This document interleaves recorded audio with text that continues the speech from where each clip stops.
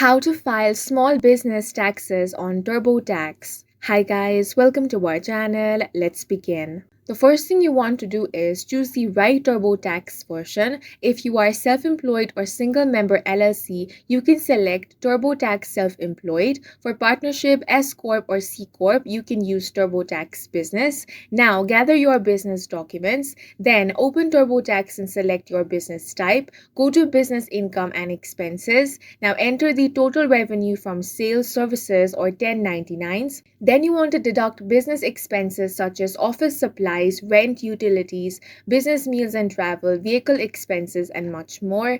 Now TurboTax will help identify deductions based on your business type.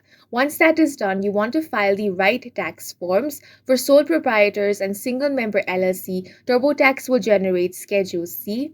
Then, self-employment tax is calculated automatically. Double check all the information you have entered. Now choose e-file for a faster processing time, and that's it for this video. If you found it helpful, please make sure to hit the like button and subscribe for more videos like this.